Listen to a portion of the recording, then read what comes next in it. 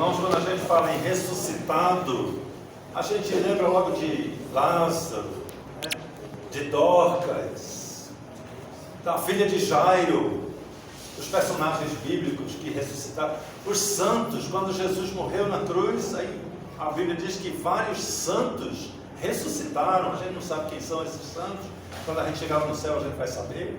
O próprio Jesus ressuscitou depois de morto. E quando a gente fala em ressuscitado, são essas pessoas, esses personagens que a gente normalmente lembra, né? Mas na verdade, o apóstolo Paulo não está falando deles, está falando de todas as pessoas que conhecem Jesus. Todo mundo que se diz cristão é uma pessoa ressuscitada, é uma pessoa que estava morta nos pecados e ressuscitou, voltou à vida. Hoje nós tivemos uma celebração na nossa igreja mãe, que foi a do batismo, o batismo nas águas, né? Inclusive nós temos 2 batizandos, que agora não são mais batizandos, agora são 2 membros da nossa igreja. Uma alegria para todo mundo, uma emoção para todo mundo, né? Só a mãe que não ficou muito emocionada, né, irmã Fátima? Irmã Fátima nem aí, tá vendo? Ela só não estava chorando mais, porque esse seguro, irmã Fátima, é forte. É um momento de grande emoção para toda a igreja, para todos nós, porque não é a conclusão de um projeto, não, é o início de um grande projeto. Porque o batismo significa o que? Ele representa o quê? Que uma pessoa, ao conhecer Jesus, morreu para uma vida e renasceu para uma nova vida. Morreu para o mundo e nasceu para Cristo, ou seja, ressuscitou. Então, todos os crentes, cristãos, quem se diz cristão é um ressuscitado. Graças a Deus, glória a Deus, que coisa boa. Porém, nós dizermos que somos ressuscitados é muito fácil. Mais difícil é a gente demonstrar que somos ressuscitados. É a gente viver uma vida com características de ressuscitados em Cristo. Aqui é mais difícil, porque quem ressuscitou em Cristo, ele vai manifestar algumas diferenças da vida antiga, algumas mudanças da vida velha, da vida humana, animal, e nasceu em espírito e vai manifestar coisas espirituais que não existiam antes. Nesse texto aqui, que a gente leu, um texto bem pequenininho, mas a gente vê algumas dessas características. Se não, queridos, as fundamentais, os que não pode faltar. Para uma pessoa dizer eu sou cristão, ela precisa manifestar essas qualidades aqui. Para uma pessoa dizer eu sou de Jesus, é uma frase comum, né? Eu insisto muito nessa ideia que a gente diz um cristão genérico. Se eu não sou budista, nem muçulmano, eu sou cristão. Quem não é ateu é cristão. Isso é o conhecimento comum, a trivial sabência de todo mundo. Mas isso não condiz com a realidade, irmãos. Cristão nominal, qualquer um pode ser. Mas cristão de fato, ele demonstra essas qualidades aqui. Vamos ver quais são essas qualidades. É claro que no versículo 3, o apóstolo Paulo está escrevendo e diz, porque morreste. O ressuscitado é uma pessoa que morreu. Ninguém vai ressuscitar se não morrer. Quem não morreu, nunca vai ressuscitar e vai continuar vivo na sua vida. Então a primeira qualidade do ressuscitado cristão é ter morrido para o mundo. Quem morreu para o mundo deixa de fazer parte das coisas do mundo, deixa de fazer parte dos interesses do mundo, das coisas que são próprias do mundo, não é mais bem-vindo nas coisas do mundo, se torna até uma pessoa diferente do cotidiano. Aí começa a perder amigos, porque os amigos do mundo não são mais amigos de quem morreu para aquela vida. Ou seja, começa a manifestar atitudes diferentes de quem vive no mundo.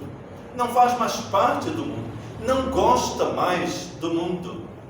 O ressuscitado é aquele que não quer mais o mundo.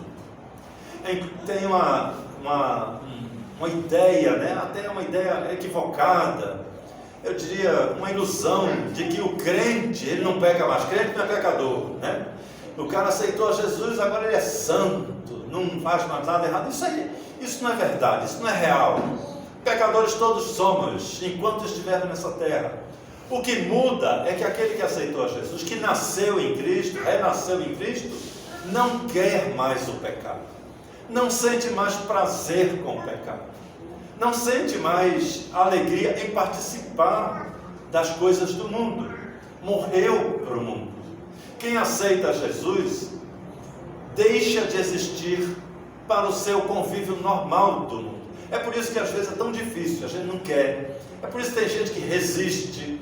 Ah, mas eu gosto daquilo, gosto daquelas pessoas, são meus amigos, eu tenho já um sistema de vida e tudo tem que acabar? Sim, tem que acabar porque temos que morrer para o mundo. Jesus morreu para que nós pudéssemos estar aqui hoje, para que nós pudéssemos dizer isso, ler isso e aplicar em nossas vidas.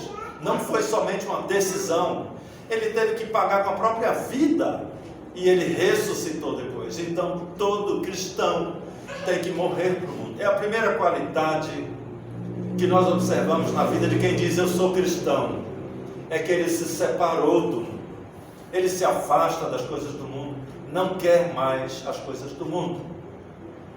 Aí o texto aqui mostra outra qualidade que também é muito especial na vida de quem nasceu de novo, na vida do ressuscitado, que está no versículo 2, que diz assim, pensai nas coisas que são do alto. Quem nasceu de novo pensa nas coisas que são próprias da vida espiritual. Jesus, quando saiu daqui da terra, ele saiu, né? Ele ressuscitou e disse, eu vou preparar o vosso lugar. Eu vou preparar lugar. Lugar significa que não é aqui, né? Se ele foi, é porque é outro lugar, é distante daqui, é em algum lugar que a gente não sabe onde é. A gente não sabe o que é que tem lá. A gente não sabe se tem coisas materiais, se tem carro, se tem moto. A gente não sabe como é lá. A Bíblia não deixa a gente saber, porque senão todo mundo quer ir. Sem arrependimento, sem Jesus, todo mundo fica querendo ir, querendo coisas boas. A gente só sabe o que a Bíblia diz, e a Bíblia diz que é infinitamente melhor do que aqui. Aí isso faz com que o ressuscitado, o salvo, passe a sua vida sonhando com as coisas que são do alto. Passe a sua vida inteira desejando descobrir as coisas que são da nossa vida eterna. Quando a gente morrer, sair desse mundo, que for para lá, a gente vai encontrar coisas infinitamente melhores do que essas aqui. É claro que então, no coração do salvo, no coração do cristão, as coisas que são futuras, da vida futura, se tornam mais importante do que qualquer outra coisa, mais importante do que qualquer tesouro, do que qualquer vitória, qualquer conquista, porque a Bíblia diz que é infinitamente melhor. Então, quando a gente chega lá, a gente vai descobrir coisas boas, vai descobrir coisas que a gente não faz ideia hoje, né? Eu estava discutindo, tinham pessoas discutindo sem saber, perguntar assim, será que quando a gente chega lá a gente vai reconhecer os amigos? Aí uns acham que não, outros acham que sim, eu acho que sim.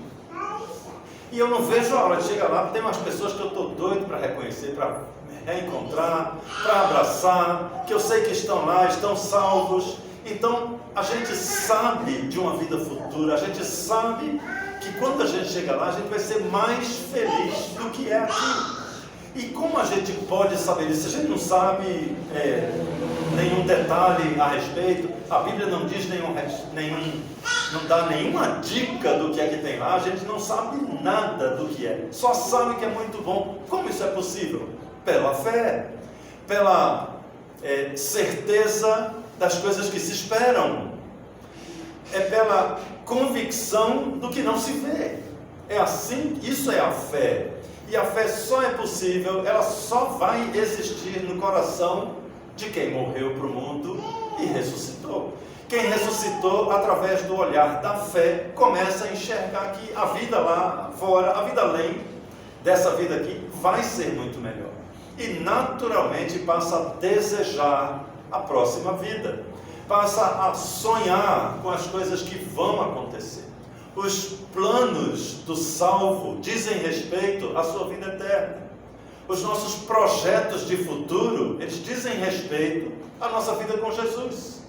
Não dizem mais respeito à vida na terra, não dizem mais respeito aos projetos materiais, projetos financeiros, projetos de futuro que a gente vê por aqui como é tão comum todo mundo projetar o futuro, planejar o futuro, quando a Bíblia nos diz que é inútil dizer hoje, amanhã farei isso, aquilo, porque não sabemos o que é amanhã, não sabemos onde estaremos amanhã, nesta hora, quando deveríamos dizer, a Bíblia nos orienta, se Deus quiser, nós teremos um dia de amanhã.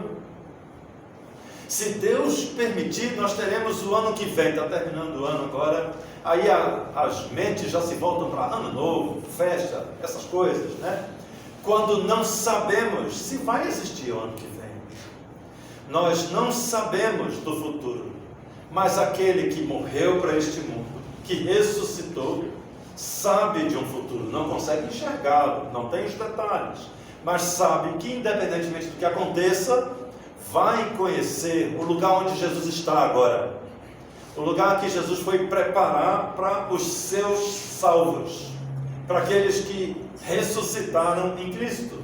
Então, queridos, quem está em Cristo, quem se diz cristão, que é um ressuscitado aqui moderno, são pessoas que sonham com a vida futura, cuja a vida eterna é infinitamente mais importante do que qualquer coisa que possa existir aqui na terra.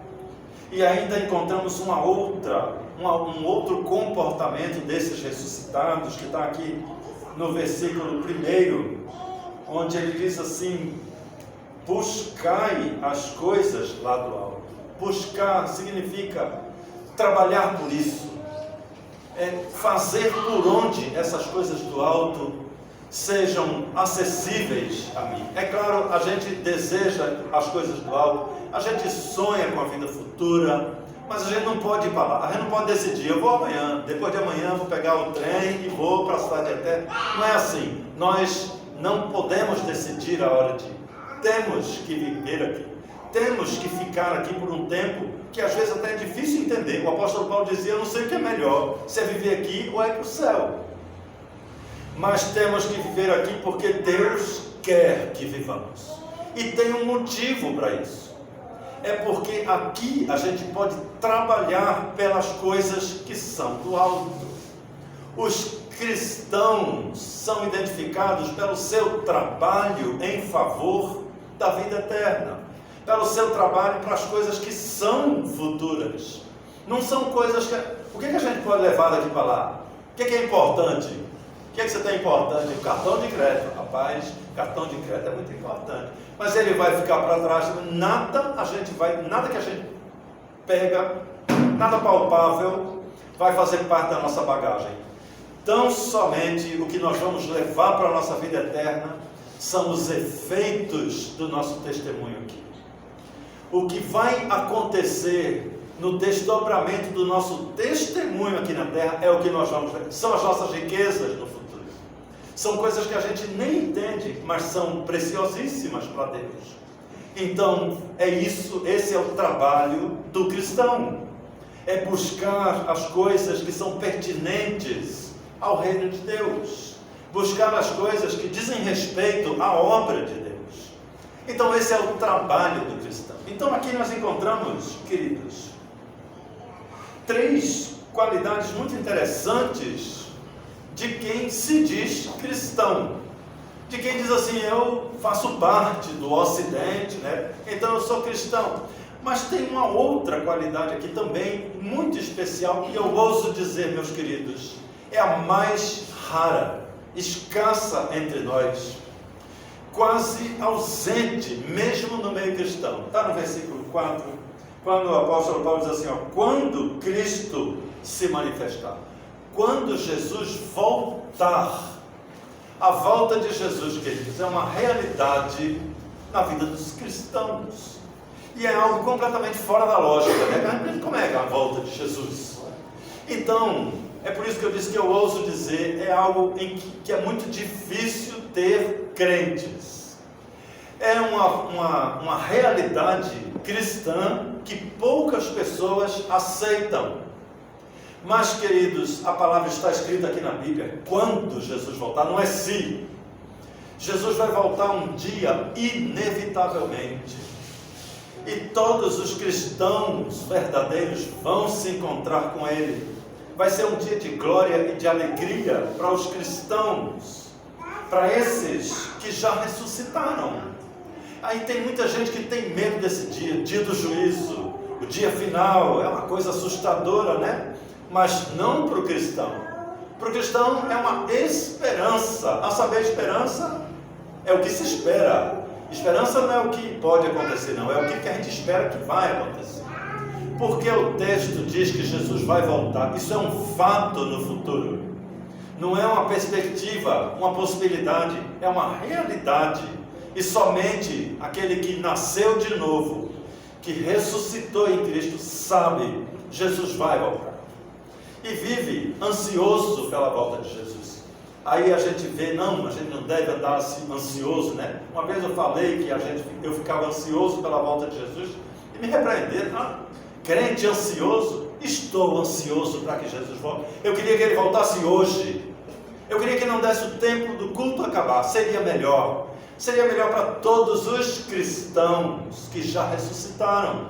Porque quando Jesus voltar, a nossa vida que está morta, guardada em Cristo, ela vai ressurgir. Ou seja, é quando a nossa vida real começa a funcionar. Quando a gente começa a existir de fato, as coisas passam a ter sentido na nossa vida, quando Jesus voltar. Então, queridos, são 4 características que precisam estar presentes, precisam ser visíveis na vida do verdadeiro cristão, do cristão que não é nominal, do cristão que vive o Evangelho, que morreu para o mundo e nasceu de novo. Que é ele não querer mais o mundo, ele desejar as coisas que são do alto, buscar as coisas que são de Deus e, sobretudo, crer, esperar cada dia a volta de Jesus, porque pode ser amanhã, segunda-feira, não sabemos. A Bíblia não dá nenhuma dica, não tem como a gente saber, e a qualquer momento Jesus pode voltar para a imensa alegria dos crentes. E é claro, irmãos, para encerrar, eu queria chamar a atenção para uma pequena partícula aqui no primeiro versículo, onde o apóstolo Paulo diz assim, se fostes ressuscitados. Então existe a possibilidade da gente não ser ressuscitado de fato, achar que é cristão, acreditar que é cristão porque meu pai é cristão, minha mãe, porque eu nasci num país cristão, porque eu estou dentro de uma igreja, mas isso não significa ser cristão. Ser cristão é aquele que aceitou Jesus como seu Senhor, e por causa desse gesto, abandonou o mundo, morreu para o mundo, renasceu para Cristo. Esse é o verdadeiro cristão. E é este que tem certeza dessas coisas que eu falei. Então, meus queridos, se por acaso há entre nós qualquer um que não tem essa certeza, isso não é uma tragédia, é fácil de resolver. É simples de resolver, não é constrangedor, é somente fechar os olhos em silêncio e dizer, Senhor, eu quero ter essa certeza também. Se é possível que alguém tenha essa certeza, eu também quero ter. E o Senhor, então, que sonda nossos corações, vai ver a verdade da sua oração silenciosa e vai tomar o seu coração em suas mãos. E a partir daí, Ele guia os seus passos. Em bem pouco tempo, vão ser novos batizandos, vão ser outras pessoas cristãs como todos nós, felizes, alegres, porque fazem parte de outro. Amém? Então vamos orar, e nessa oração nós vamos ter a oportunidade de, se por acaso você decidiu sobre Jesus, fazer sozinho em seu lugar, conversar com Deus. E para todos nós que já tivemos essa experiência, é a oportunidade de agradecer a Deus, porque fazemos parte de outro, um mundo futuro. Vamos ficar de pé e vamos orar.